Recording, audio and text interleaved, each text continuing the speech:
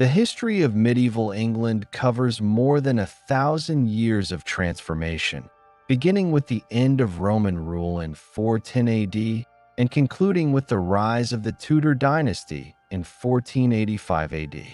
During this period, England evolved from fragmented tribal territories into a centralized kingdom shaped by monarchy, law, and faith.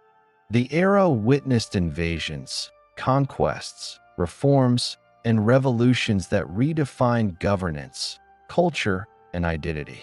When the Roman legions withdrew from Britain, they left behind a province that quickly fractured into independent communities. Germanic settlers from continental Europe established new kingdoms, forming the early structure of Anglo-Saxon England. Over the following centuries, England experienced cycles of unity and division as rival powers, Anglo-Saxon, Viking, and Norman, competed for dominance. From these conflicts emerged a kingdom that would become one of the most organized and literate in medieval Europe. Religious transformation played a central role in shaping society. The spread of Christianity in the 7th century brought literacy, scholarship, and continental influence. Monasteries became centers of education and record-keeping. Later, the tension between church and crown defined much of England's political evolution, from the martyrdom of Thomas Becket to the principles established in the Magna Carta. Economically and socially, England transitioned from subsistence farming under feudal obligation to a more commercial and mobile society. The Black Death, recurring wars, and shifting trade patterns altered population structures and landholding systems. Towns expanded, guilds regulated crafts, and parliament evolved as a permanent part of governance. By the close of the 15th century, England had endured conquest, rebellion, and reform but emerged with enduring institutions: a monarchy bound by law, a representative parliament, and a shared language and identity. The medieval centuries formed the foundation of the English state, its legal system, and its cultural continuity. This is the historical record of that transformation, from the collapse of Roman Britain to the dawn of Tudor rule in 1485.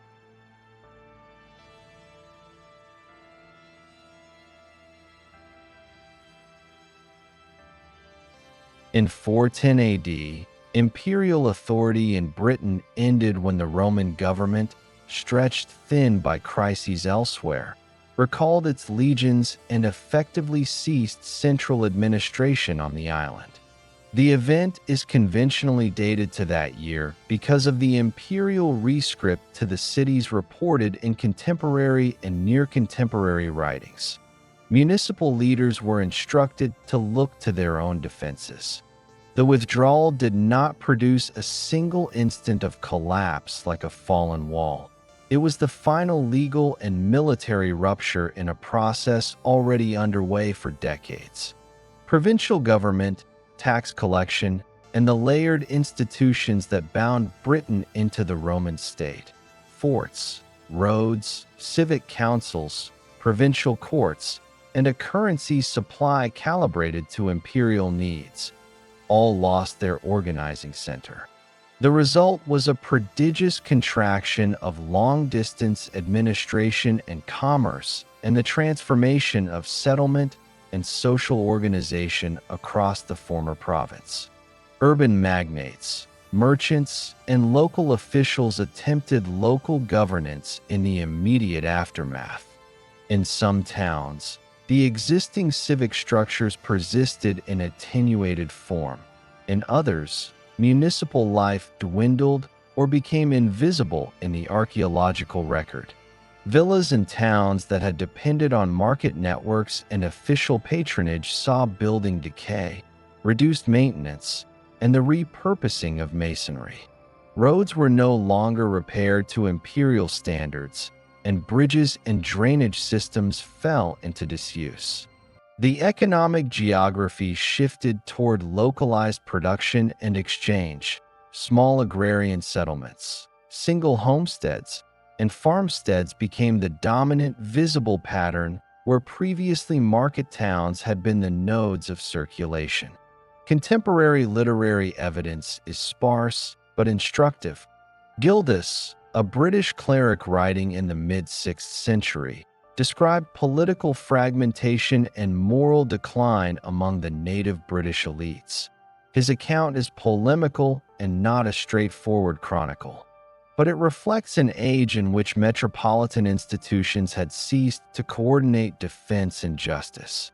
The surviving documentary record indicates that some Romano-British leaders tried to reconstitute authority in a patchwork of local strongmen and petty rulers. In different regions, continuity and change took varied forms. In parts of the West and Southwest, modern Wales and Cornwall, Romano-British elites and polities persisted, sometimes maintaining elements of late Roman administrative practice and Latin literacy into the 6th century and beyond. In the North and West, native polities such as Dumnonia and the British kingdoms of the Hen Ogledd, Old North, retained identities distinct from the incoming Germanic groups. From the late 5th century onward, groups of Germanic origin, referred to in later sources as Angles, Saxons, and Jutes, moved into eastern and southern Britain. The immigration process is multidimensional. Movement of peoples, military settlements, small-scale colonization, and cultural assimilation occurred unevenly over time and space. Archaeological evidence indicates distinctive building forms, material culture, and burial practices associated with migrants in regions such as Kent, Sussex, and East Anglia by the mid-5th century. Settlement patterns change.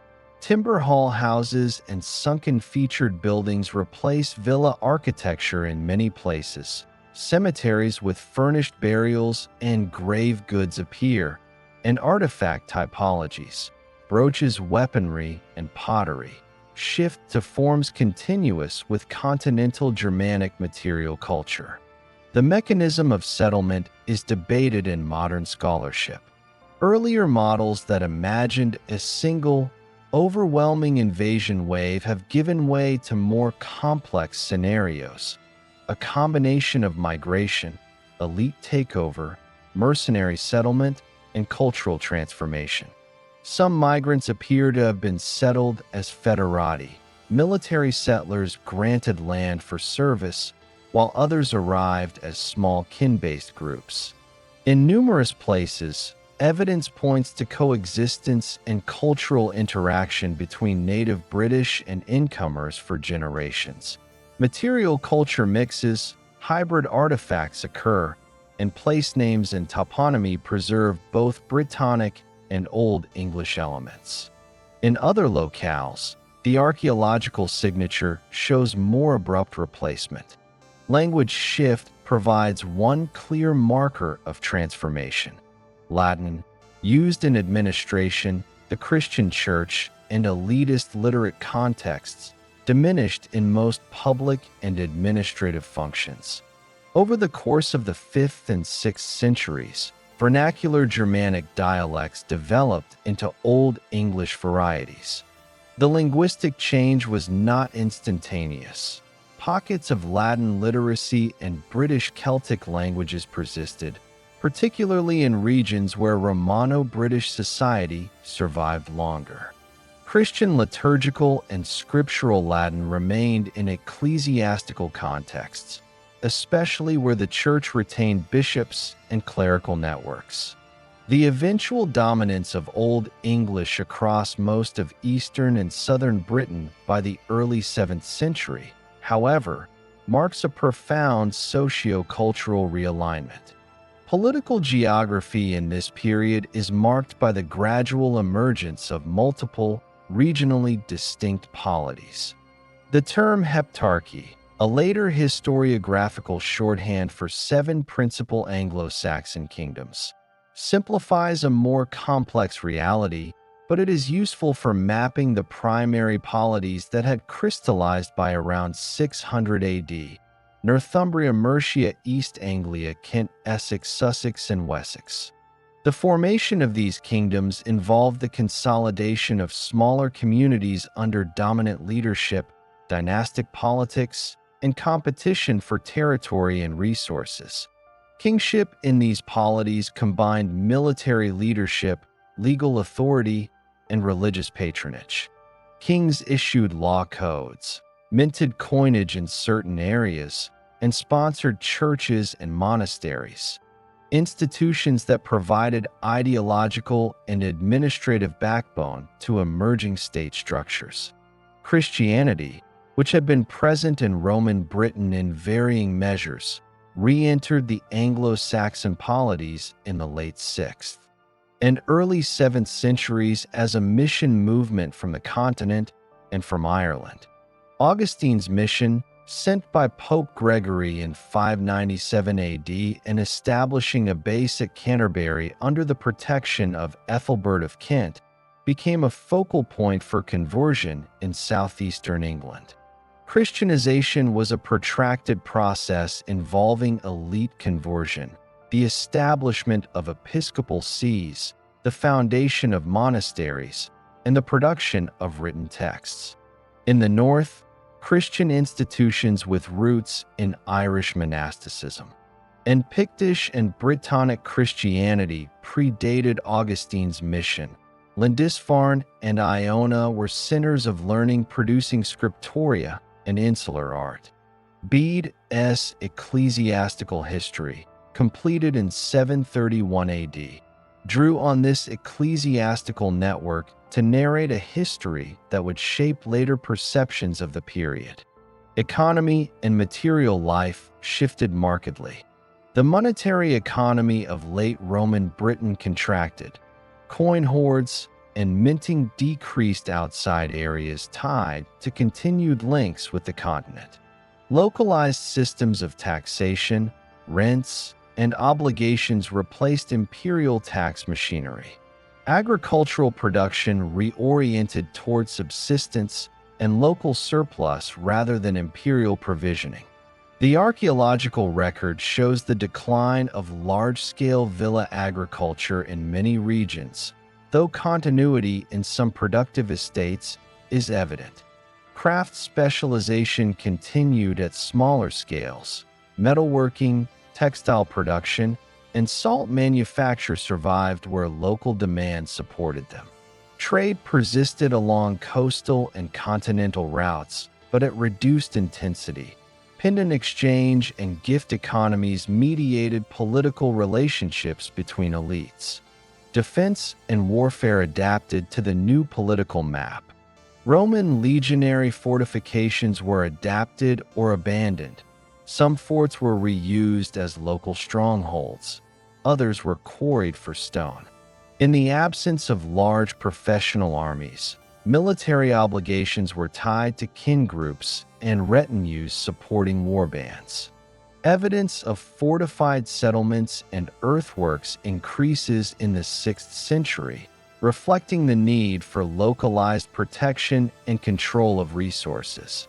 Interkingdom warfare, raiding, and shifting alliances characterized the political landscape throughout the period.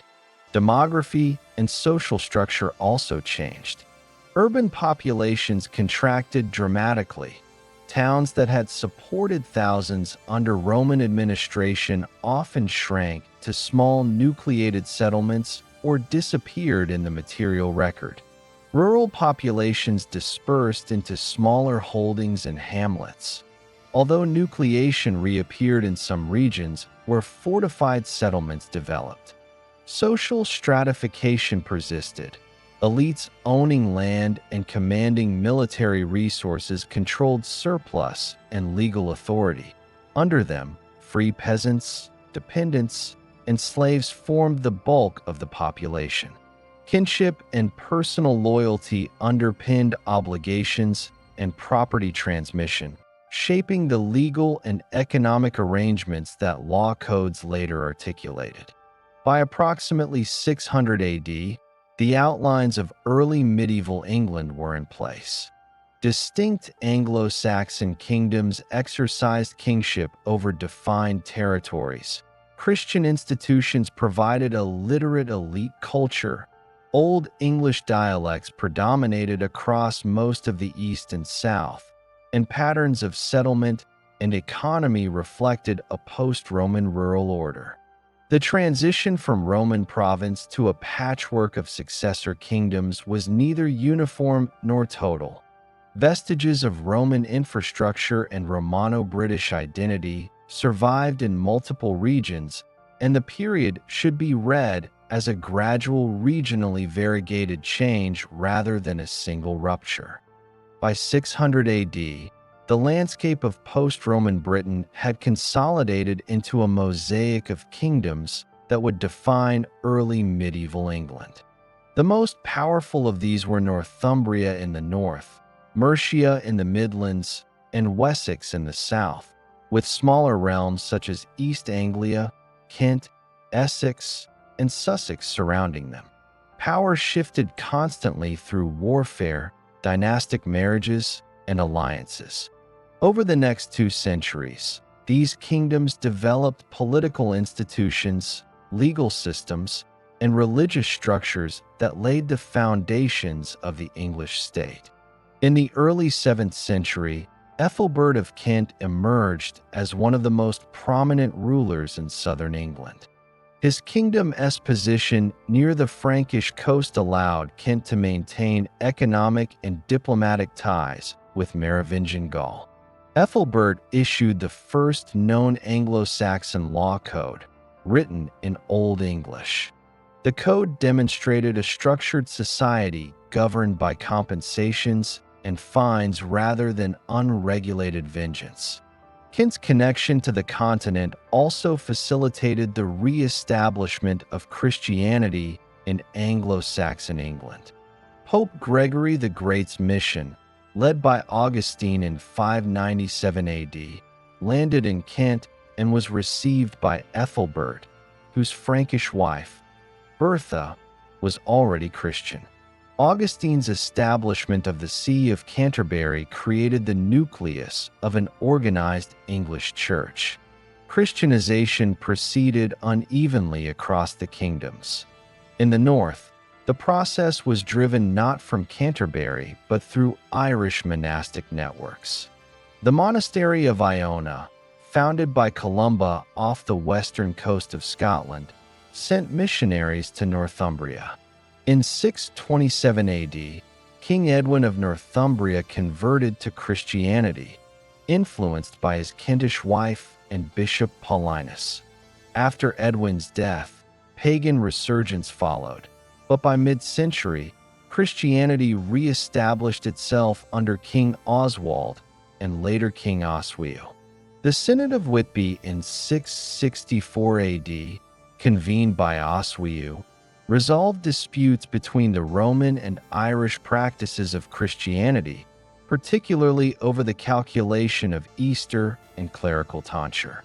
The decision favored Roman customs and tied the English Church more closely to continental practice and papal authority. By the late 7th century, a network of bishoprics and monasteries spanned much of England. Canterbury served as the archiepiscopal center in the south. York developed as the northern counterpart. Monastic houses such as Wearmouth Jarrow, Whitby, and Lindisfarne became centers of education and manuscript production. Bede, a monk of Wearmouth Jarrow, completed his ecclesiastical history of the English people in 731 AD. His work provided a chronological and theological framework for English history, portraying a narrative of divine providence guiding the conversion and unity of the English. It remains a primary source for the political and religious landscape of the 7th and early 8th centuries. Northumbria's political ascendancy peaked during this time. Under rulers such as Edwin, R. 616 to 633, Oswald, R. 634 to 642, and Oswiu, r. 642 to 670. The kingdom controlled vast territories extending north into what is now southern Scotland and south toward the Humber. Its monasteries were not only religious but also intellectual centers. The Lindisfarne Gospels and the Codex Amiatinus demonstrate the sophistication of insular script and illustration. However, internal conflicts and external pressures led to Northumbria's decline by the mid-8th century. Dynastic strife, Viking incursions in later decades, and the rise of southern powers eroded its dominance. While Northumbria flourished culturally, Mercia grew militarily. Its expansion began under Penda, r.c. 626 to 655, a pagan warlord who resisted Northumbrian hegemony and defeated Edwin and Oswald in battle. Although Penda's rule ended with his defeat at Winwade in 655 AD, Mercia continued to consolidate power under his successors. The kingdom's greatest monarch, Offa, r. 757 to 796, created a highly organized realm commanding the Midlands and southern England. Offa's reign represents the peak of Mercian influence. His name is attached to Offa's Dyke, a massive earthwork marking the border between Mercia and Welsh territories. While the exact purpose of the dyke remains debated, it illustrates Mercia's administrative capacity and control over labor resources. Offa established diplomatic relations with continental Europe, including correspondence with Charlemagne. He minted a silver penny that set the standard for English coinage for centuries. The Mercian penny reflected a monetized economy and central royal authority capable of controlling mints and standardizing weights. Offa also fostered the church's power within his kingdom while maintaining royal oversight. The creation of the short-lived Archbishopric of Lichfield, 787 to 799 AD, indicates his desire to reduce Kentish ecclesiastical dominance and assert Mercian independence from Canterbury. Parallel to Mercia's rise, Wessex was developing its own strength in the south. The early West Saxon kings, such as Cadwalla, r. 685 to 688, and Ione, r. 688 to 726, established law codes and administrative systems that show growing sophistication. Ione's laws, preserved in written form, combined secular justice with Christian morality, defining penalties for crimes, obligations of freemen, and protections for the church. By the 8th century, Wessex was positioned to become the successor of Mercian dominance, though this transition would only occur in the 9th century under Alfred's dynasty. The Anglo-Saxon Church during this period matured into a structured institution linked with Rome, but deeply integrated into local society. Monasteries became both religious and economic centers. They owned extensive estates, administered lands, and served as nodes of literacy. Monks and nuns copied manuscripts, preserved Latin learning, and produced vernacular writings. The combination of monastic scholarship and royal patronage encouraged the emergence of an English cultural identity that transcended regional divisions. Synods, royal charters, and ecclesiastical law reveal the growth of written record-keeping as a tool of governance. Economic life during this period showed a gradual recovery from post-Roman contraction. New trading settlements known as emporia or wicks emerged, such as Hamwick, modern Southampton, London, Ipswich, and York.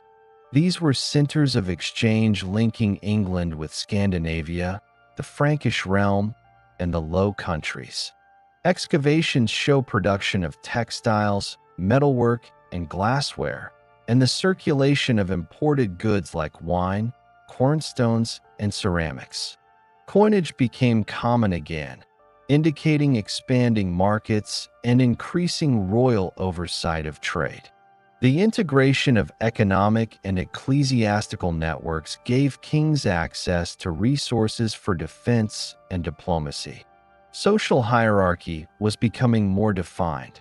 The upper elite, or ealdormen and thanes, served the king militarily and administratively.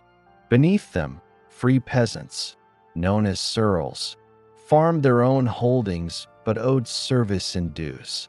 Slavery persisted, often through war capture or debt, forming a significant part of the labor base.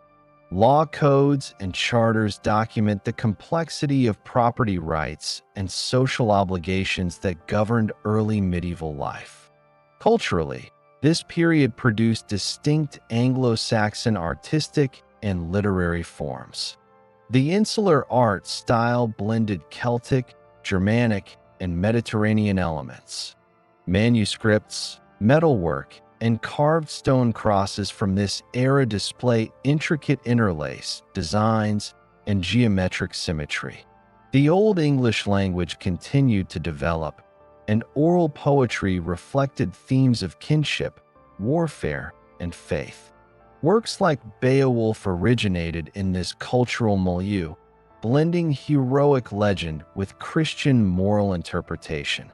The interaction of native traditions and continental Christian learning shaped a unique intellectual synthesis. Relations between the kingdoms were marked by alliances, conflicts, and shifting overlordship.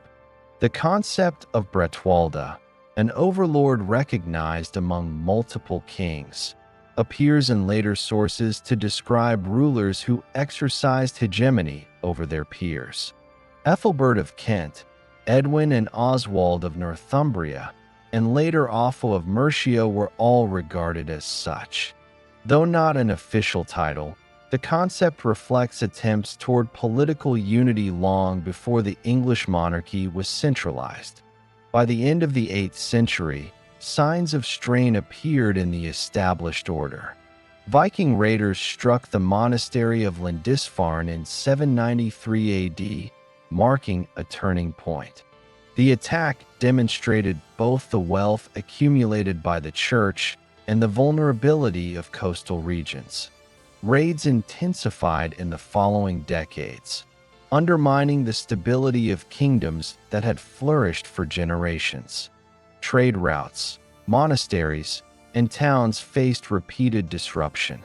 Yet the underlying institutions, kingship, law, church, and written administration, had taken firm root. These structures would allow parts of Anglo-Saxon England to endure, adapt, and ultimately respond to the challenges of the 9th century. By 800 AD, England was divided among several Christian kingdoms of considerable sophistication.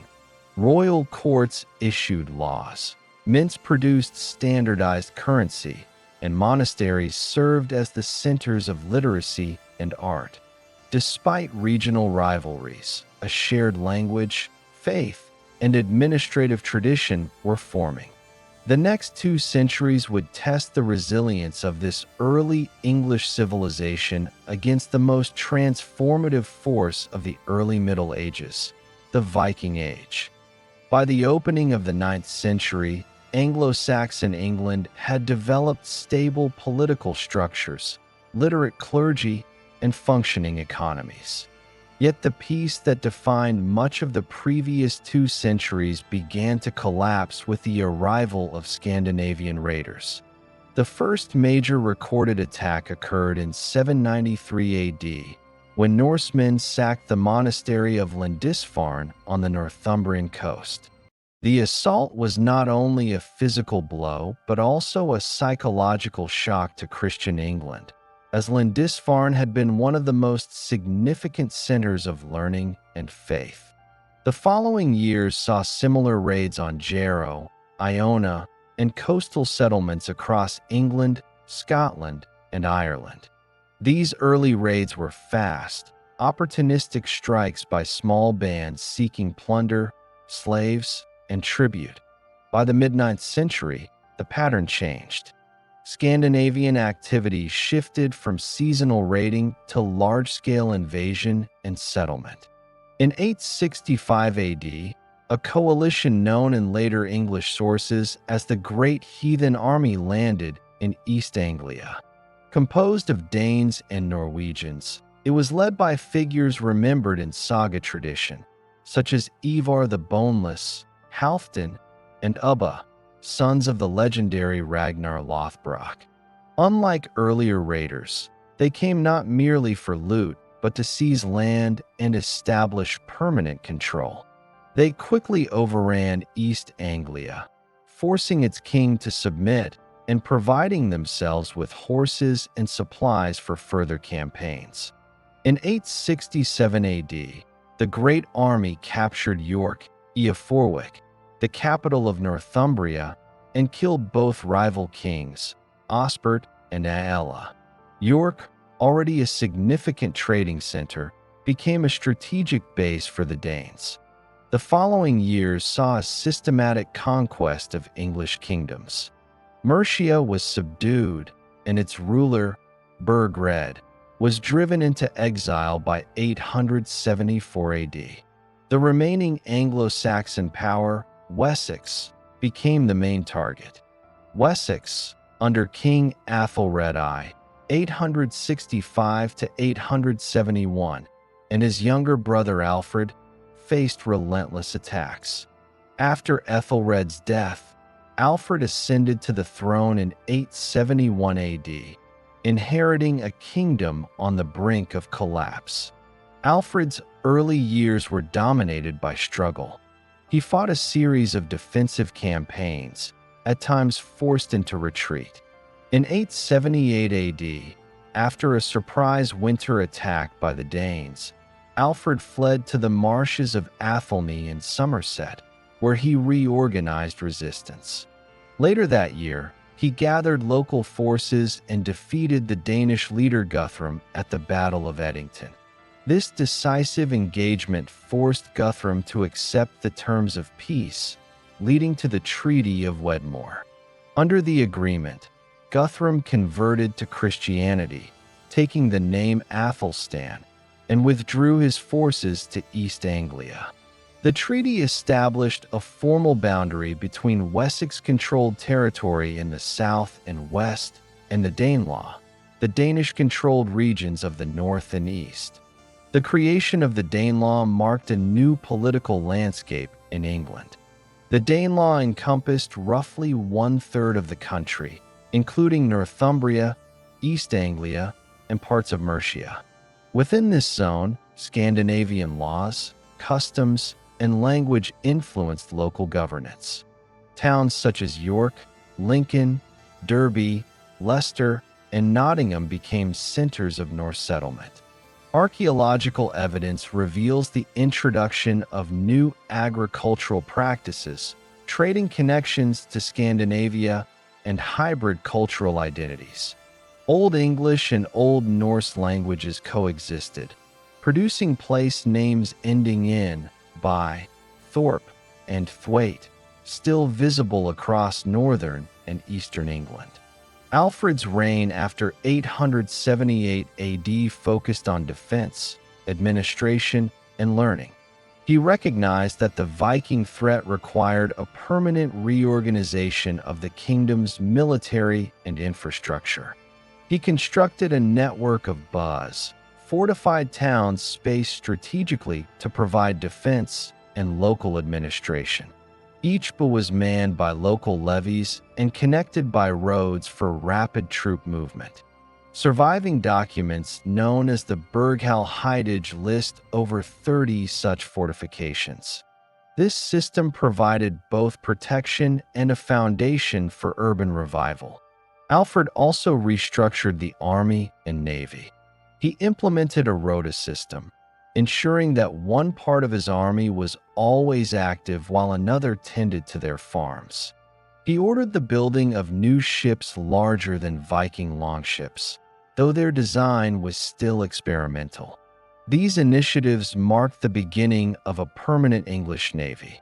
Economically, Alfred promoted silver coinage bearing both his image and that of Christian symbolism, emphasizing royal legitimacy and divine favor. Trade revived under his protection, with merchants from the continent returning to English ports. Culturally, Alfred's rule initiated what historians call the Alfredian Renaissance. Concerned by the decline of literacy and education caused by decades of war, Alfred invited scholars from Mercia, Wales, and continental Europe to his court.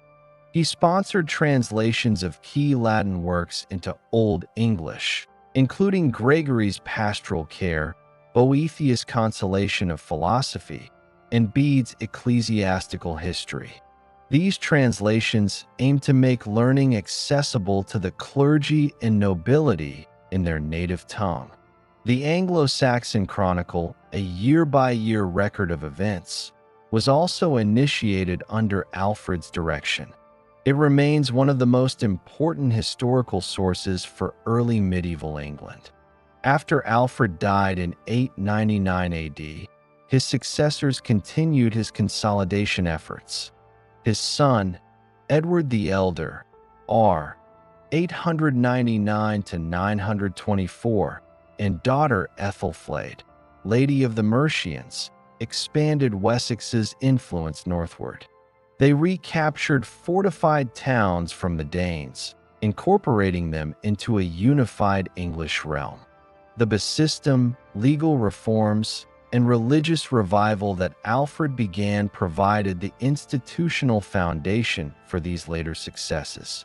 By the end of the 9th century, the balance of power in England had shifted once again. Wessex stood as the strongest kingdom, while the Danelaw remained a culturally distinct but increasingly integrated part of the country.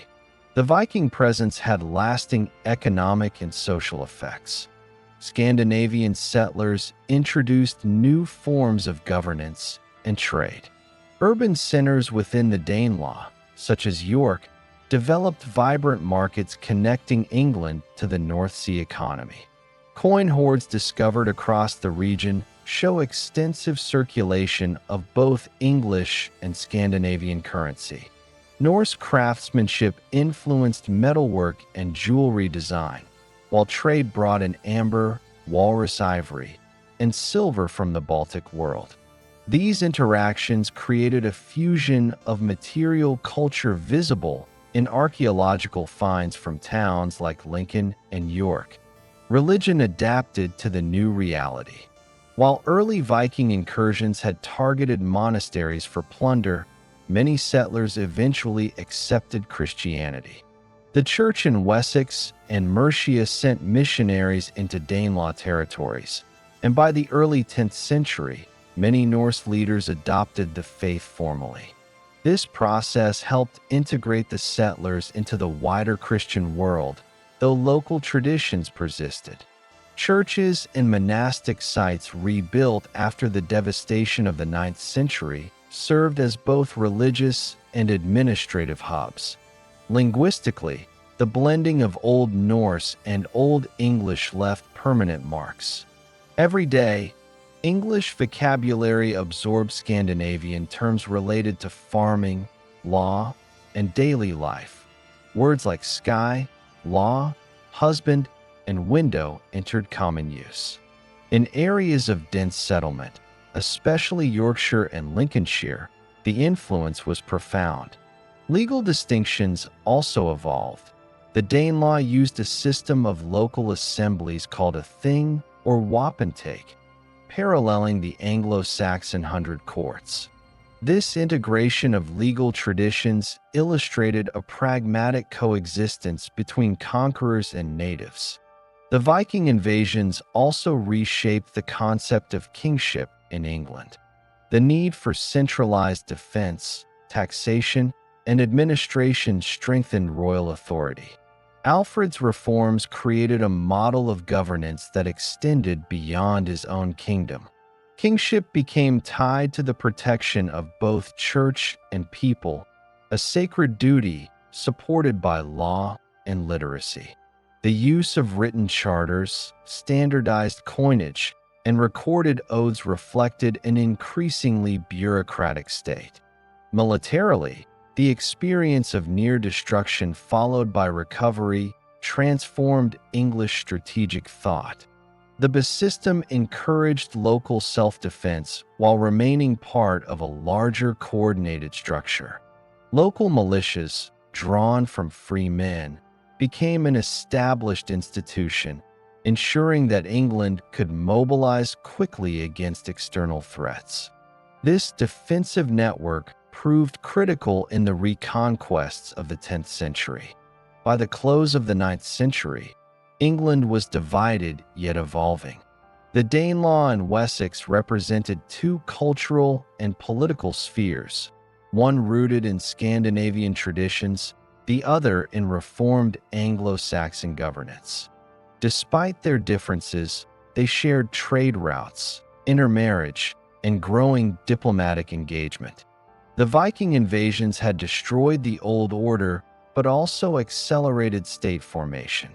The survivors and settlers of this turbulent century laid the groundwork for a more unified realm that would emerge under Alfred's successors. After the victory at Hastings in 1066, William, Duke of Normandy, took control of a land already divided by decades of competing earldoms and shifting loyalties. His first years as king were spent imposing order on a conquered realm. Between 1066 and 1071, William faced resistance in almost every region of England. In 1068, uprisings erupted in Exeter, York, and the Welsh borderlands. The most serious rebellion, the Northern Revolt of 1069, led to William's infamous campaign known as the Harrying of the North. Over the winter of 1069 to 1070, his forces devastated Yorkshire and surrounding shires, burning villages, destroying crops, and leaving vast tracts uninhabitable. Contemporary chroniclers like Orderic Vitalis and the Anglo-Saxon Chronicle record famine and depopulation across the north, marking the ruthless completion of Norman control. To secure his rule, William introduced a new social and political structure. He replaced nearly all Anglo-Saxon earls and bishops with Norman lords, ensuring direct loyalty to the crown. The feudal system was formalized during his reign, where all land technically belonged to the king and was granted in fief to his vassals in exchange for military service. Each tenant-in-chief owed knights to the king and distributed land to subtenants under similar terms. By 1086, the Domesday Book, a comprehensive land survey ordered by William, recorded this transformation in detail. It provided an inventory of holdings, livestock, mills, and population, giving England one of the most advanced administrative systems in medieval Europe. The Norman impact extended beyond governance. Norman French became the language of the royal court, law, and administration, while Latin remained the language of the church and scholarship. English, though diminished in prestige, continued as the tongue of the common people, gradually evolving as Old English merged with Norman French vocabulary and syntax. This linguistic blend laid the foundation for Middle English, which would dominate in the later medieval centuries. Architecturally, the Normans reshaped England's landscape. Hundreds of motte and bailey castles were erected within a generation, strategic symbols of control. The Tower of London, begun in the 1070s, stood as both fortress and administrative center.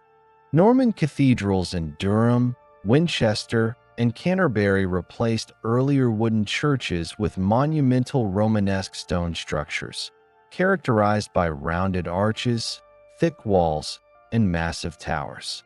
The architectural shift reflected both religious authority and political dominance.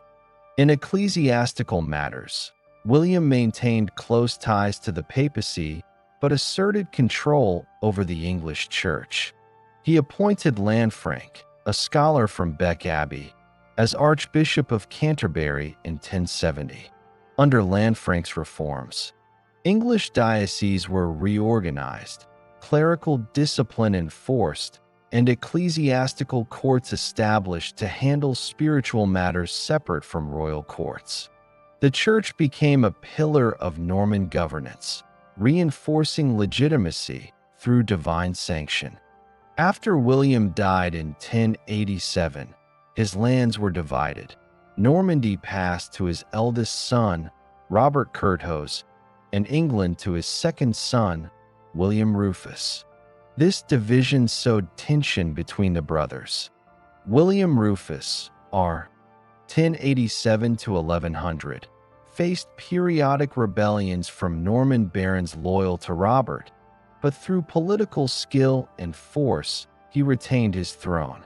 His reign was marked by the continued consolidation of royal authority and the expansion of royal revenue. In 1096, many of his barons departed for the First Crusade, weakening internal resistance. Rufus' rule ended abruptly when he was killed by an arrow while hunting in the New Forest in 1100, an event that remains debated by historians for its suspicious circumstances. Henry I, William's younger son, seized power immediately after Rufus' death. To secure his position, he issued the Charter of Liberties, pledging to reform abuses of power and restore good governance, a move intended to gain both baronial and clerical support. His marriage to Edith of Scotland, later renamed Matilda, united the Norman and Anglo-Saxon royal lines, strengthening legitimacy. Henry's reign, 1100 to 1135, was defined by administrative refinement and legal innovation. He expanded the exchequer system, established regular financial audits, and strengthened the itinerant royal justices, laying the groundwork for the later common law system. Henry also sought control over Normandy, leading campaigns against his brother Robert. In 1106, at the Battle of Tinchebray, Henry defeated Robert and imprisoned him for life, uniting England and Normandy under one ruler once more. This dual monarchy enhanced England's influence in continental politics, linking it closely to the affairs of France for the next century. The stability Henry achieved began to unravel with his succession crisis. His only legitimate son, William Audalin, drowned in the White Ship disaster of 1120, an event that threw the succession into chaos. Henry then named his daughter, the Empress Matilda, as heir, but her claim faced resistance from barons unwilling to accept a female ruler.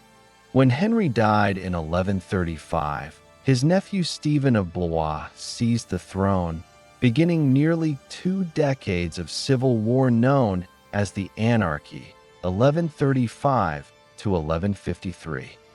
During the Anarchy, England fragmented under competing allegiances. Castles multiplied as rival barons fortified their positions, minting their own coins and imposing local authority. Chroniclers described a breakdown of royal order. Christ and his saints slept, according to the Anglo-Saxon Chronicle. Warfare between Stephen and Matilda's supporters continued sporadically until the Treaty of Wallingford in 1153. The agreement named Matilda's son, Henry of Anjou, as Stephen's heir, restoring the prospect of dynastic stability. This period of turmoil had long-term consequences. It revealed the limits of feudal loyalty when royal authority weakened. The proliferation of private castles and arbitrary local rule demonstrated how fragile centralized governance could be. Yet it also set the stage for reform under the next dynasty. When Stephen died in 1154, Henry of Anjou ascended the throne as Henry II, founding the Plantagenet line and ushering in one of the most significant phases of medieval English development. The Norman and early Angevin centuries transformed England's political, social, and linguistic foundations. Feudal structures organized land and loyalty in ways that sustained royal power for generations. The Church's integration with royal administration gave England a dual system of spiritual and temporal governance. Norman law and custom merged with older English practices to form new institutions, many of which persisted into modern times. By 1154, England had evolved from a conquered kingdom into a structured, administratively sophisticated realm, ready to expand its influence both across the Channel and within its own borders. The consolidation of Norman rule had not erased English identity. Rather, it redefined it under a hybrid aristocracy, a new language, and an increasingly centralized monarchy. This foundation would underpin the political and legal evolutions that followed in the later medieval period, shaping England's transition from feudal fragmentation to national consciousness. Henry II acceded to the throne on December 19, 1154. He inherited a kingdom exhausted by civil war and an extended continental inheritance already held by his family. Normandy and Anjou, parts of Maine and Touraine, and, through marriage to Eleanor of Aquitaine in 1152, vast lands in southwestern France, including Aquitaine. The scale of Henry's possessions gave him continental preeminence among Western rulers and required governance that combined military force, fiscal administration, and legal innovation. His reign, 1154 to 1189, set institutional patterns that defined medieval English government. Consolidation of authority was Henry's immediate priority. The previous decades of disorder, known as the Anarchy, had allowed barons to construct private fortresses, dispense justice locally, and exercise quasi-independent power. Henry moved systematically to reassert royal prerogative. He summoned the royal household, the Curia Regis, into a more regular administrative machine, restored royal lands, and reasserted control over castles. The crown's fiscal base was enlarged through careful management of domain, land retained for royal income, fines, forfeitures, and the enforcement of feudal incidents. Henry improved the exchequer's procedures, regularized accounting, and expanded the role of the royal treasury as a permanent institution. Henry's most enduring legacy was legal reform. He reorganized the royal courts and extended their jurisdiction. The itinerant justices system dispatched royal judges on circuits, heirs, to hear pleas across the kingdom.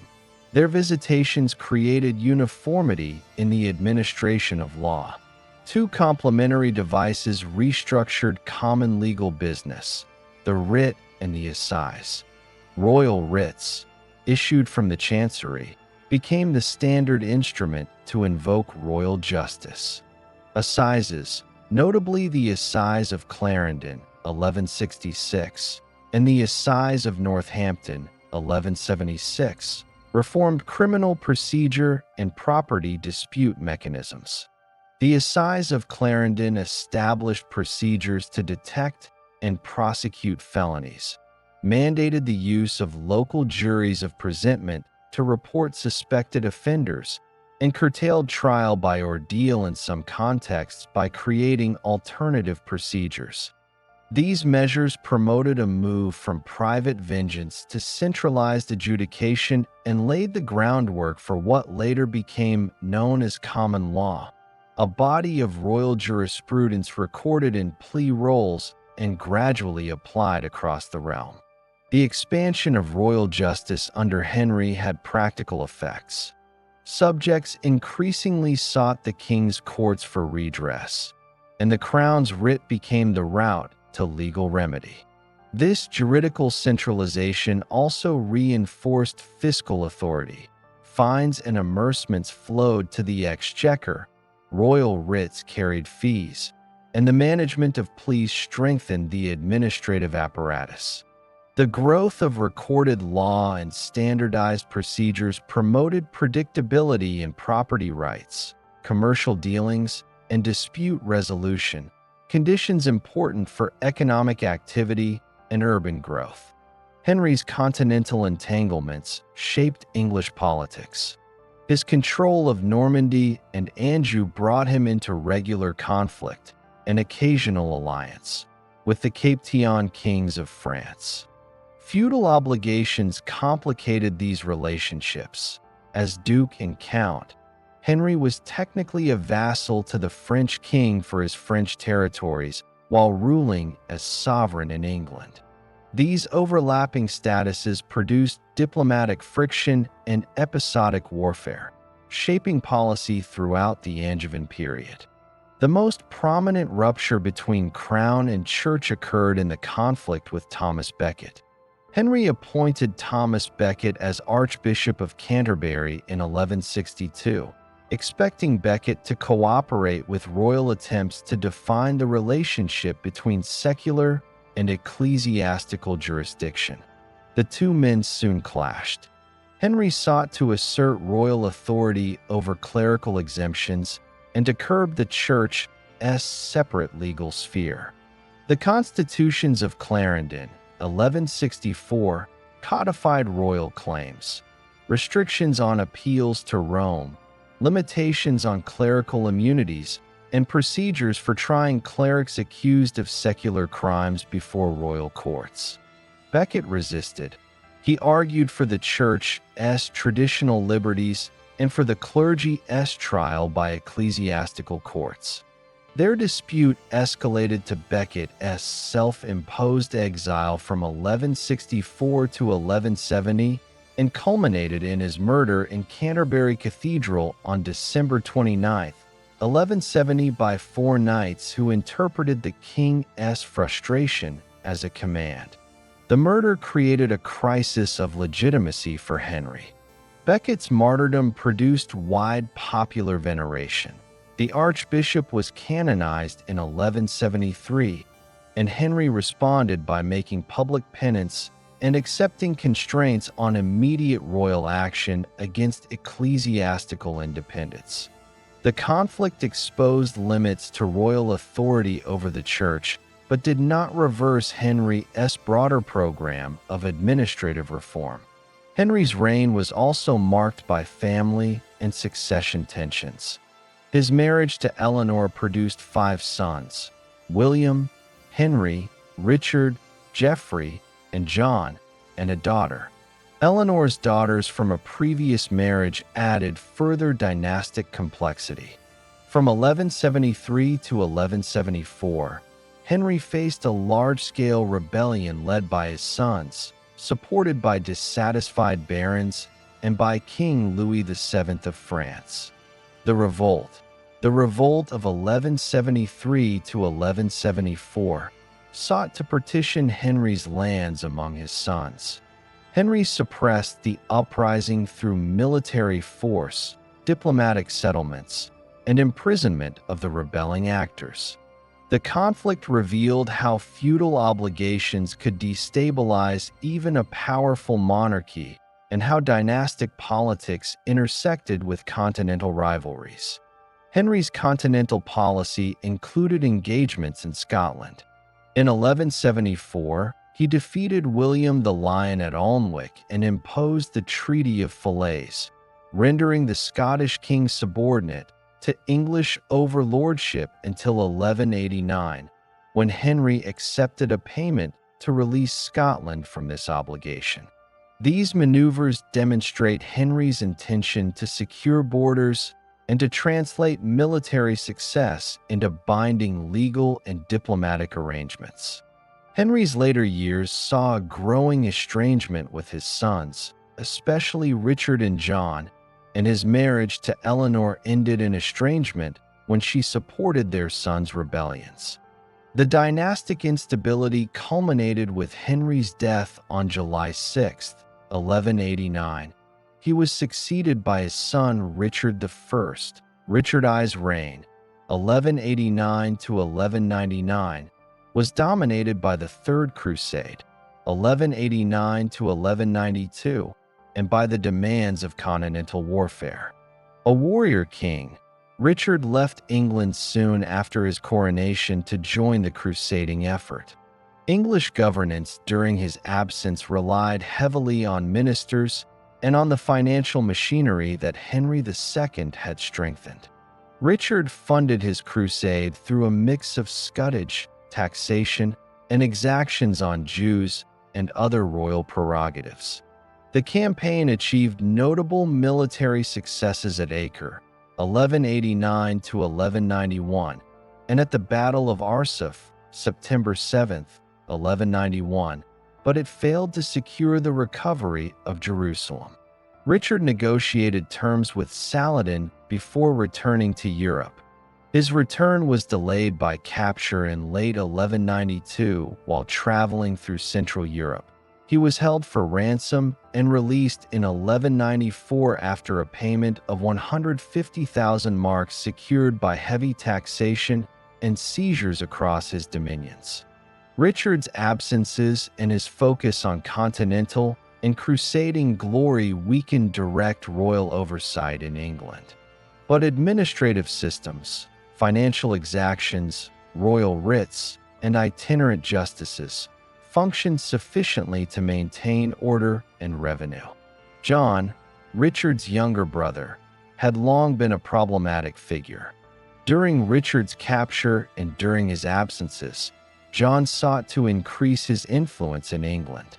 After Richard's death in April 1199, John seized the throne, becoming King John, R. 1199 to 1216. John's reign involved immediate military and political crises. He failed to maintain his family's continental possessions. By 1204, Philip II of France completed the conquest of Normandy and threatened other Angevin holdings. John's attempts to regain territory required heavy taxation and levies of scutage, undermining baronial support.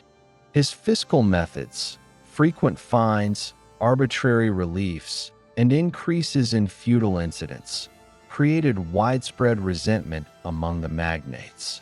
Administration under John showed continuity with Angevin institutions, but also a tendency toward personalization of power and revenue extraction. Royal writs, the chancery, and the exchequer continued to operate, and royal justice still attracted litigants. At the same time, the baronial class argued that the king had overstepped customary rights. Tensions with the church peaked when John refused to accept the Pope's nominee for Archbishop of Canterbury, leading to his excommunication in 1209 and England's placement under interdict. In 1213, John submitted to Pope Innocent III, surrendered the kingdom as a papal fief, and received the crown back as papal vassal, an act that resolved the ecclesiastical conflict but further compromised perceptions of kingly independence.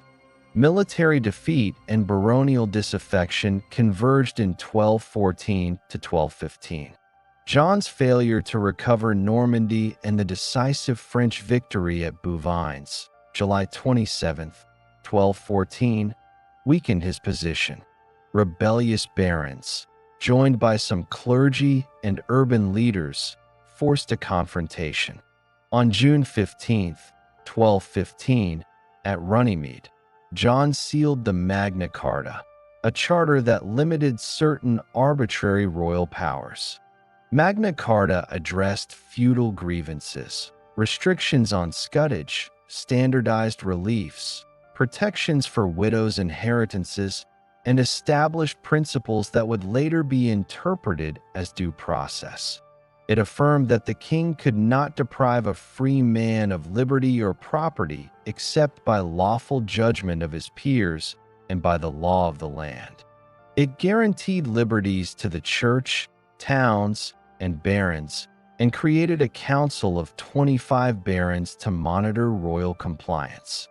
Magna Carta was, in part, a feudal settlement to restore order, drafted under pressure rather than as a constitutional revolution, yet its clauses created legal claims that would be invoked in later centuries to limit royal power.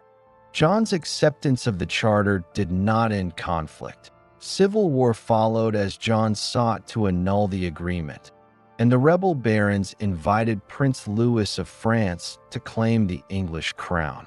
John died on October 18, 1216, amid ongoing hostilities. His death removed one focal point of resistance and allowed his son Henry III's supporters to regroup. The period from 1154 to 1216 thus closed with the institutional architecture of royal government. Courts, writs, exchequer, itinerant justices, firmly in place. Continental ambitions largely reversed, and a new set of legal constraints established on royal behavior, embodied most visibly in Magna Carta. The 13th century opened under the minority of Henry III, who became king in 1216 at 9 years old after the death of King John. England was divided by civil war. A French invasion led by Prince Louis had captured parts of the south, while baronial factions remained unstable. The Regency government, directed by William Marshal, Earl of Pembroke, sought to restore order. Marshal reissued the Magna Carta in 1216 and again in 1217, with some clauses modified to make it more practical and to secure broader loyalty. The reissue reaffirmed the principles of lawful judgment and limitations on arbitrary royal demands. The victory of Marshall's forces at Lincoln, 1217, and a naval success off Sandwich ended the French threat, consolidating royal control under the young king. Henry III formally began his personal rule in 1227. His reign, lasting until 1272, was one of the longest in medieval Europe. It was characterized by efforts to strengthen royal authority, patronize religious institutions, and balance the legacy of Magna Carta with the realities of feudal and parliamentary government. Henry inherited an administrative structure that was efficient but financially strained. To sustain his court, wars, and building projects, he relied heavily on taxation, loans, and papal subsidies. His piety and devotion to the church influenced policy. He supported monastic orders, rebuilt Westminster Abbey in the New Gothic style, and promoted the canonization of English saints. However, his close association with foreign advisors, especially the Poitevin and Savoyard relatives of his queen, Eleanor of Provence, alienated segments of the English baronage. The first decades of Henry's rule were relatively peaceful domestically. He sought to maintain continental connections, but failed to recover the lost Angevin territories in France. Attempts to reclaim Normandy and Poitou through campaigns in the 1240s and 1250s were expensive and ineffective. The crown's reliance on extraordinary financial levies without consistent consultation angered magnates, clergy, and towns. The administrative system developed under Henry II and John, centered on the chancery, exchequer, and itinerant justices, continued to operate efficiently. Royal justice expanded further, and records of pleas and writs increased in volume and precision. However, tensions emerged over royal fiscal policy, particularly the practice of selling wardships, fines, and judicial favors. These patterns laid the groundwork for later constitutional struggles. Henry's dependence on the papacy deepened England's fiscal burdens. Popes Honorius III, Gregory IX, and Innocent IV used England as a source of financial support for their wars in Italy. Papal legates in England collected taxes directly from clergy, often with royal cooperation. When Henry accepted the papal offer of the Sicilian crown for his son Edmund in 1254, he committed England to vast expenses for a cause that had little domestic benefit. The failure of this venture and the accumulation of debt discredited royal policy. By mid-century, baronial dissatisfaction had crystallized around the demand for collective oversight of royal administration. The movement was led by Simon de Montfort, Earl of Leicester, a French-born noble who married Henry's sister Eleanor. In 1258, at a parliament held at Oxford, the magnates compelled the king to accept the provisions of Oxford, a set of reforms that established a council of 15 barons to supervise royal government. These provisions required regular parliaments 3 times a year, oversight of the chancery and exchequer, and local administrative reforms. The changes limited direct royal power and transferred many functions to the baronial council. The reform movement spread beyond the nobility, gaining support from townsmen and lower clergy who viewed it as a check on royal excess. Conflict followed as Henry sought papal absolution from his oath to observe the provisions. By 1261, the king resumed personal control, citing the papal annulment of the provisions of Oxford. Civil war, known as the Second Barons' War, broke out in 1264.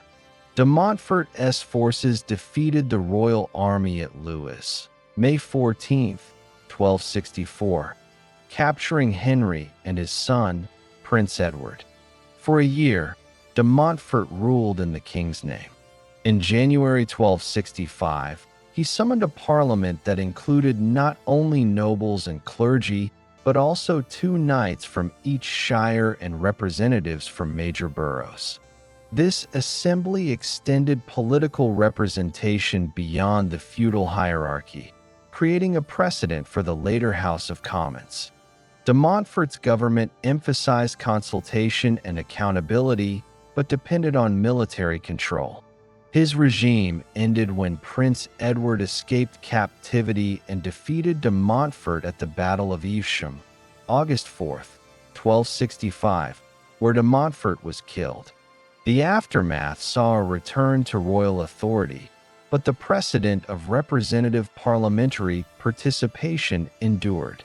Following the rebellion, Henry and Edward moved to reconcile with the nobility. The Dictum of Kenilworth, 1266, allowed rebels to recover lands by paying fines, gradually restoring social order. By the 1270s, royal government had reasserted control and administrative normalcy returned. Henry's reign left a mixed legacy. His devotion to religion and architecture contrasted with poor fiscal management and political weakness. He died in 1272 and was succeeded by his son Edward I. Edward I, R. 1272 to 1307, began his reign with a clear program of consolidation and legal codification. Experienced in warfare and administration, he sought to strengthen the monarchy through law and conquest. His reign is notable for legislative activity that systematized governance. The Statute of Westminster, 1275, and Statute of Gloucester, 1278, reasserted royal jurisdiction, regulated property rights, and reaffirmed enforcement of feudal dues. These statutes marked a phase of parliamentary statute law, where royal commands were expressed as general, written enactments applicable across the realm. Edward's judicial reforms aimed to make royal justice universal. The heir system was renewed, and new writs were introduced to deal with land tenure and trespass.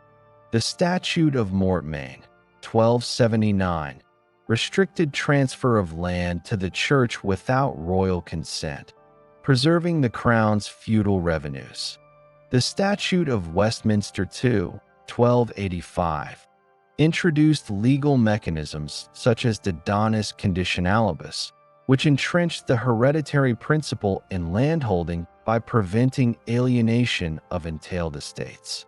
This framework defined English property law for centuries. Administrative efficiency increased through the expansion of record-keeping and the professionalization of royal clerks and justices. Edward's military policy was ambitious. He subdued Wales through a series of campaigns between 1277 and 1283.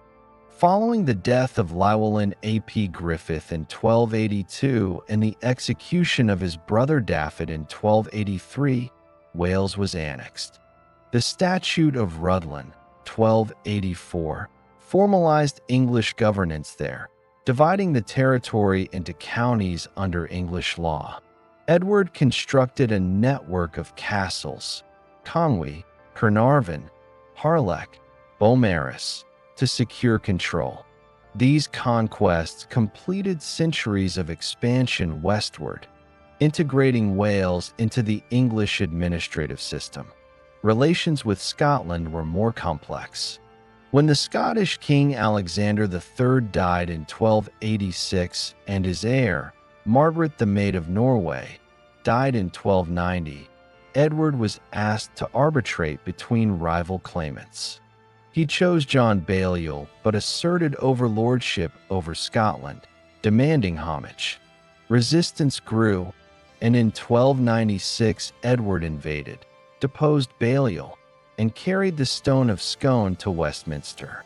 However, Scottish resistance under William Wallace and later Robert Bruce revived national opposition. English campaigns consumed resources, and the conflict remained unresolved during Edward's reign. Edward's expansionist wars required taxation on a scale unprecedented since the Norman Conquest. To secure consent for new levies, he relied on assemblies that evolved into the parliamentary system. The model parliament of 1295 included representatives of counties, boroughs, clergy, and barons, formalizing the principle that taxation required the common council of the realm. This development institutionalized parliamentary government as part of fiscal negotiation between the king and subjects. The 13th century saw continuing interaction between the crown and the church. After disputes over taxation of ecclesiastical revenues, Pope Boniface VIII's Clericis Laicos, 1296, forbade clergy from paying taxes to secular rulers without papal permission. Edward retaliated by cutting off legal protection for the clergy, forcing a compromise. Relations improved later, and ecclesiastical representatives continued to participate in Parliament. Social and economic changes paralleled political reform. The population of England grew to an estimated 5 million by the late 1200s, reaching a demographic peak before the 14th century crises. Agricultural expansion, new towns, and increased trade fostered economic diversification. The wool trade, centered on exports to Flanders, became the kingdom's principal source of wealth. The growth of markets and towns led to the rise of merchant guilds and borough self-government. Urban charters granted liberties in exchange for fixed payments to the crown, contributing to royal revenue and administrative integration. Legal documentation proliferated. Charters, property deeds, and court roles multiplied, reflecting a literate bureaucracy. Latin remained the language of record, but English was increasingly used in informal contexts. Universities at Oxford and Cambridge developed, training clergy and administrators who served in royal and ecclesiastical offices. Scholastic learning and canon law influenced secular governance, encouraging rationalization of legal thought. By 1300, England had become a coherent political entity with structured institutions of monarchy, law, and representation. The royal government operated through standardized legal instruments and nationwide administration.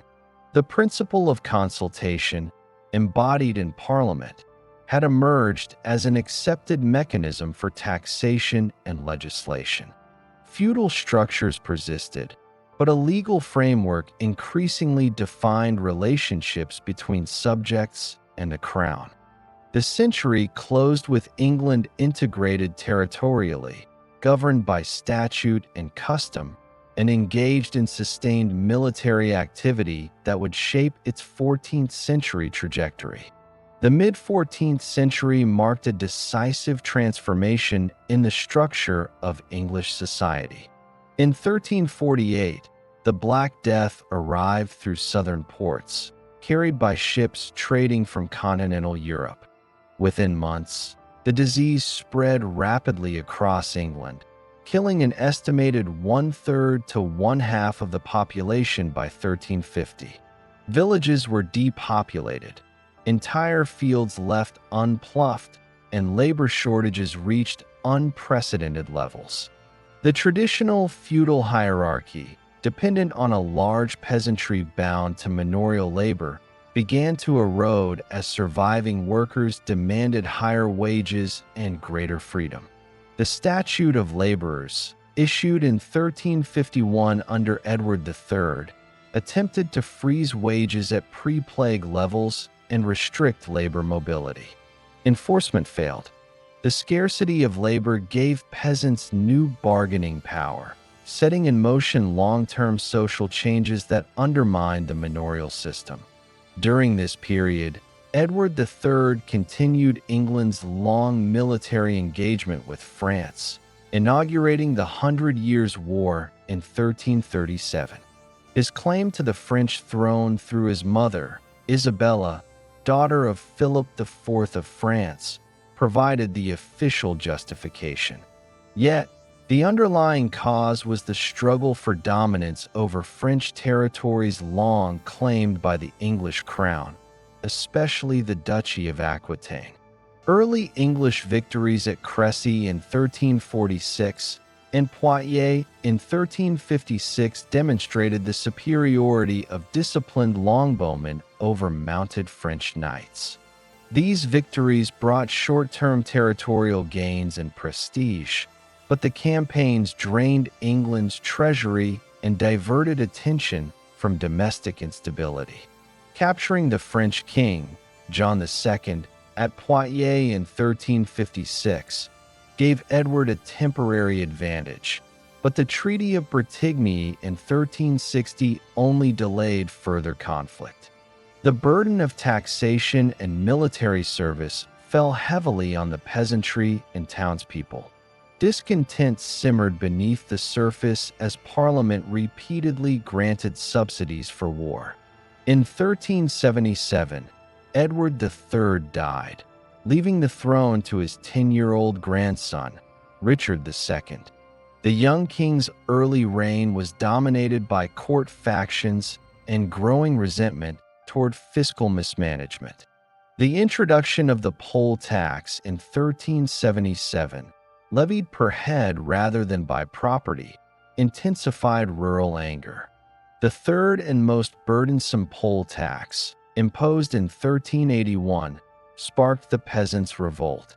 That summer, peasants and laborers from Kent and Essex marched on London under leaders such as Wat Tyler and the preacher John Ball. They demanded the abolition of serfdom, fair rents, and the removal of corrupt royal officials. On June 14, 1381, Richard II, then only 14, met the rebels at Mile End, promising reforms. The following day, at Smithfield, tensions erupted, and Wat Tyler was killed by royal officers. The rebellion collapsed soon after, but its message was irreversible. Though Richard revoked his promises, the social order never fully returned to its earlier rigidity. Within a generation, serfdom was effectively in decline across England. Richard II's later reign was marked by instability and mistrust. His increasing reliance on personal authority alienated both nobility and parliament. In 1399, while Richard campaigned in Ireland, his cousin Henry Bolingbroke returned from exile, seized the throne, and became Henry IV. Richard was deposed and likely murdered in captivity. This event marked a critical transition, the first successful deposition of an English monarch by a fellow noble with parliamentary backing. It demonstrated that royal legitimacy now depended on the acceptance of both the aristocracy and parliament, rather than divine inheritance alone. The new Lancastrian dynasty faced continuous challenges. Henry IV, 1399 to 1413, struggled with rebellions, notably from the Percy family in the north, and with questions over his own legitimacy. His son, Henry V, 1413 to 1422, restored royal prestige through military success. Renewing the Hundred Years' War, he launched a major campaign in 1415, culminating in the Battle of Agincourt.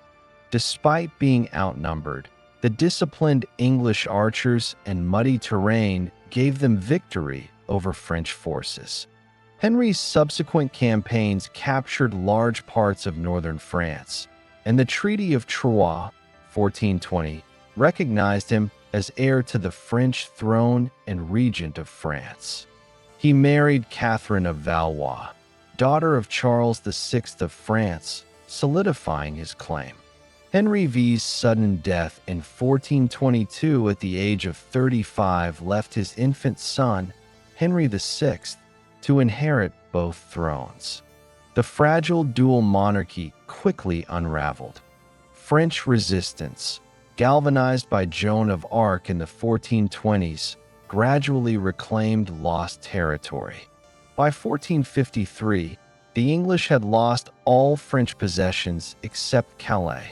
The failure abroad coincided with domestic weakness at home. Henry VI's bouts of mental illness and inability to govern effectively led to factional conflict among the nobility. The rivalry between the houses of Lancaster and York, both branches of the royal Plantagenet line, erupted into the Wars of the Roses in 1455. The Wars of the Roses were not a single continuous war, but a series of dynastic struggles lasting 3 decades. The central issue was succession and control of the monarchy. The Yorkist faction, led by Richard, Duke of York, challenged the Lancastrian claim of Henry VI.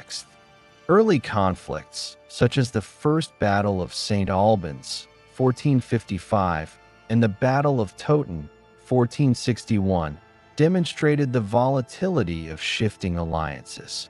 Towton, one of the largest and bloodiest battles fought on English soil, resulted in Edward IV, son of the Duke of York, ascending the throne. Edward's reign, 1461 to 1470, 1471 to 1483, brought temporary stability through centralized administration and the revival of royal finances. Yet, internal divisions persisted, especially after his brother George, Duke of Clarence, defected and was later executed for treason. Edward IV's sudden death in 1483 created another crisis.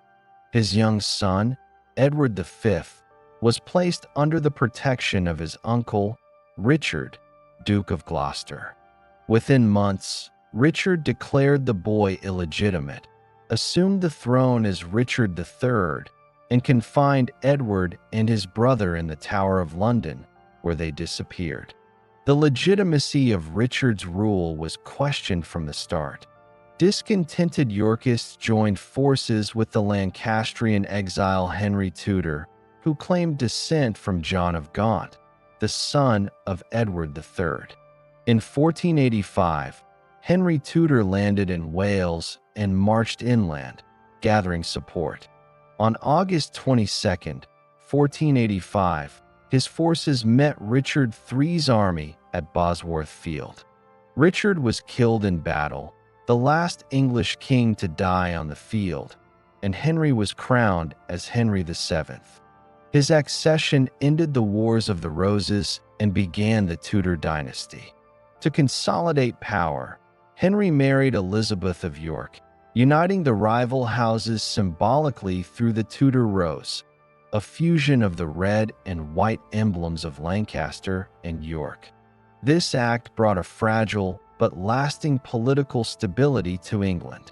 The conclusion of the medieval era in 1485 was not abrupt, but the result of long-term transformation. The Black Death had restructured society by accelerating the decline of feudal labor.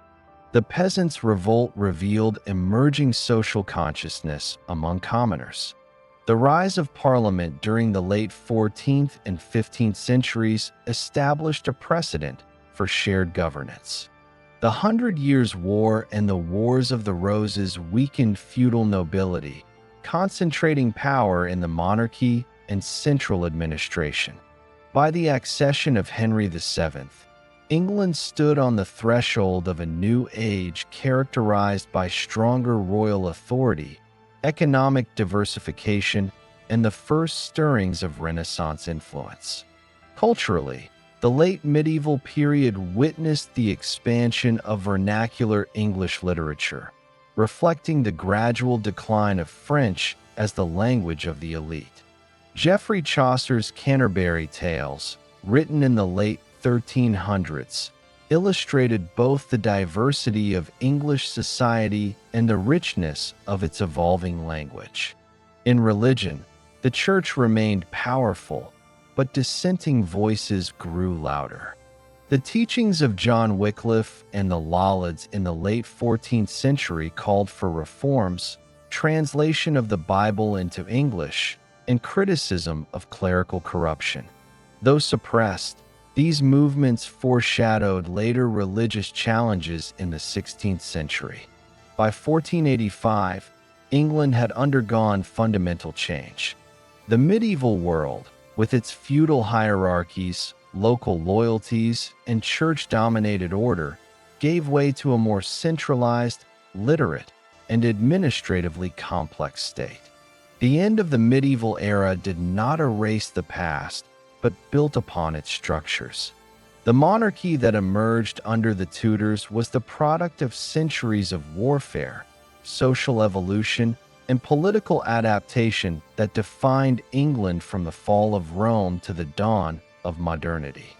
The development of governance in medieval England followed a gradual transformation from local tribal rule to centralized monarchy. In the early medieval period, after the Roman withdrawal in 410 AD, authority fragmented among competing kingdoms. Each kingdom, such as Wessex, Mercia, and Northumbria, was governed by a king advised by a council known as the Witan. This body included nobles and church leaders who provided counsel on law, war, and succession. By the 10th century, the consolidation under Alfred the Great and his successors introduced uniform governance based on written laws, royal decrees, and administrative divisions. Shires, hundreds, and tithings formed the basic framework of local government, each responsible for justice, taxation, and defense. The Norman Conquest of 1066 reshaped English governance entirely. William I introduced the feudal system to secure control over the conquered territory. All land was declared the property of the king, who granted estates to tenants-in-chief in exchange for military service and loyalty. These lords, in turn, granted smaller plots to knights and peasants, forming a hierarchical chain of obligation. The Doomsday Book of 1086 recorded every holding, resource, and inhabitant, establishing a model of royal administration unmatched in Europe at the time. This survey allowed William to levy taxes efficiently and monitor the kingdom's wealth. The feudal model was supported by a legal framework that mixed Norman custom with Anglo-Saxon precedent. The king's courts became the highest source of justice, replacing local assemblies. The royal justices, who traveled across the realm, established the foundation for common law. Uniform principles applied across the kingdom. Under Henry II in the 12th century, the development of trial by jury, writs, and standardized procedures increased the crown's control over justice. The church held parallel authority in canon law, especially in matters of marriage, inheritance, and moral conduct, often overlapping with royal jurisdiction. Parliament evolved slowly from the King's Council. The Magna Carta, sealed by King John in 1215, was a reaction to arbitrary royal power and heavy taxation. It established that the king was subject to the law and could not impose taxes without the consent of his council. Though originally intended to protect the interests of barons, it laid the groundwork for constitutional governance. Under Henry III and Edward I, the council evolved into the Parliament of England, with the inclusion of knights and burgesses in the 1265 assembly led by Simon de Montfort. By the 14th century, the parliamentary structure had divided into two houses: the Lords, comprising nobles and clergy, and the Commons, representing local constituencies. Parliament gained authority over taxation and legislation, setting limits on royal prerogative while reinforcing the principle of consultation between the ruler and the governed. The economy of medieval England was predominantly agrarian, structured around the manorial system. The manor was both a social and economic unit, encompassing arable land, meadows, pastures, and woodland. The lord's domain provided direct produce for his household, while peasants worked the surrounding fields under various tenures. Serfs, or villeins, owed labor services in exchange for land use and protection, while free tenants paid rent in money or kind. Agricultural productivity relied on the open field system, with fields divided into strips and rotated for crop preservation. Grain, primarily wheat, rye, and barley, formed the staple diet. Sheep farming became increasingly important from the 12th century onward, particularly in the Cotswolds, Lincolnshire, and Yorkshire, where wool was exported to Flanders and Italy. The English wool trade formed the backbone of medieval wealth and financed both monasteries and royal campaigns. Market towns expanded from the 12th century as trade networks developed. Weekly markets and annual fairs facilitated commerce between rural producers and urban merchants.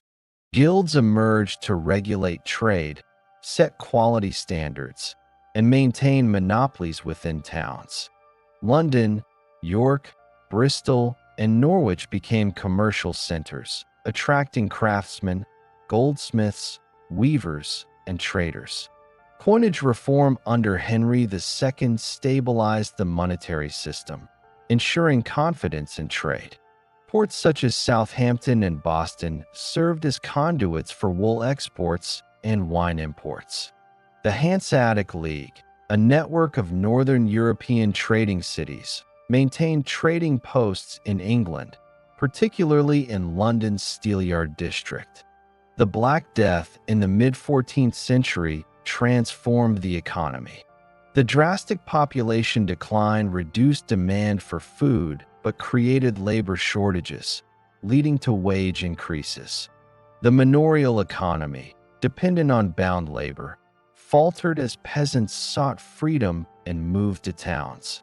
The Statute of Laborers of 1351 attempted to curb rising wages and fix prices, but was largely ineffective. By the late 15th century, wage labor and tenant farming had replaced much of the traditional servile tenure. Enclosure, the consolidation of scattered strips into private fields, accelerated, especially in sheep-raising regions.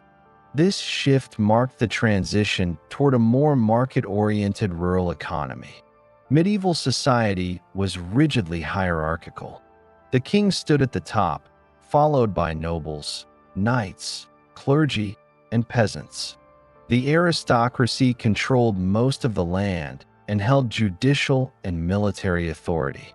Below them, knights provided local governance and military service, often serving as sheriffs or justices of the peace.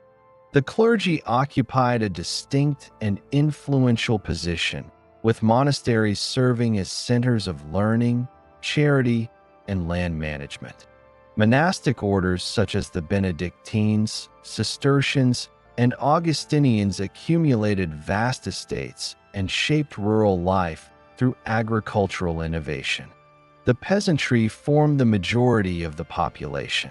Their lives were defined by agricultural labor, subsistence living, and obligations to their lords. Despite the constraints, rural communities maintained self-regulation through manorial courts and local custom. Freedmen and yeomen gained prominence over time, especially after the 14th century, as opportunities for land leasing and trade expanded. The growth of towns created a new middle group, artisans and merchants, who gradually asserted economic and political influence. Guild membership provided social security and representation within urban governance. Education and literacy remained limited in the early medieval period but expanded with the church's influence. Cathedral schools and monastic scriptoria preserved classical texts and produced clerical administrators. The foundation of Oxford and Cambridge universities in the 12th and 13th centuries institutionalized higher learning. Latin remained the language of education, law, and diplomacy, while English gained prominence in literature and administration after the 14th century. The use of English in official records, established by the Statute of Pleading in 1362, reflected national identity's growing role in public life. Religion dominated medieval thought. The Church's authority extended from baptism to burial, and every major event of life was regulated by religious observance. Pilgrimage, confession, and indulgence reflected the medieval understanding of salvation. The papacy maintained spiritual supremacy, but the English Church developed a strong internal structure led by archbishops of Canterbury and York. Conflicts occasionally arose between royal and ecclesiastical authority, such as the dispute between Henry II and Thomas Becket in the 12th century. The eventual martyrdom of Becket at Canterbury in 1170 symbolized the enduring tension between secular and sacred power. Heretical movements challenged ecclesiastical orthodoxy in the later Middle Ages.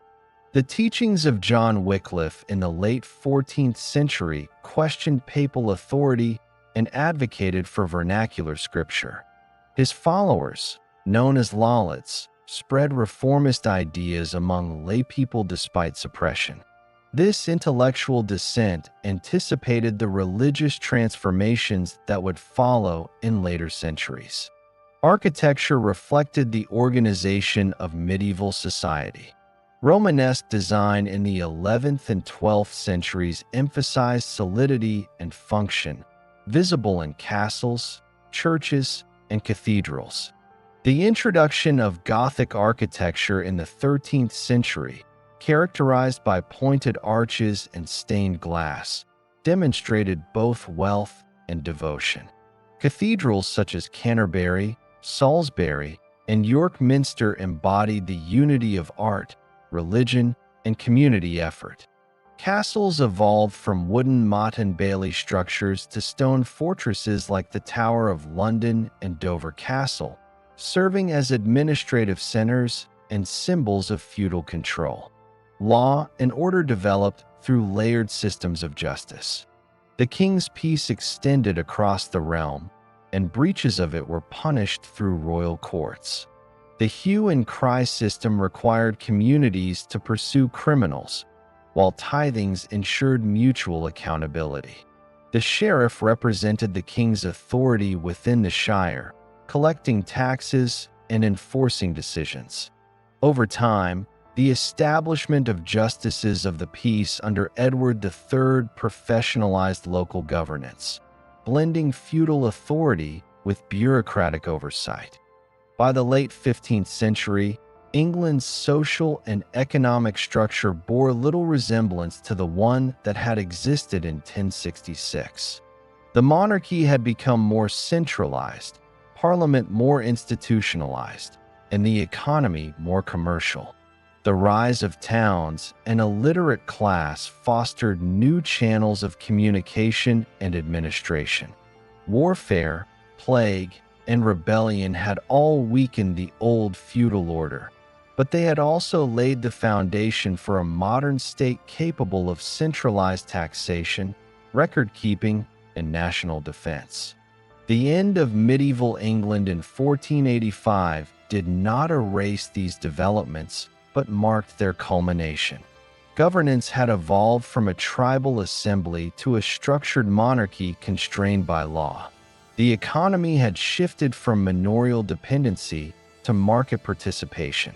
Society had diversified beyond rigid ranks into fluid classes driven by trade, landholding, and education.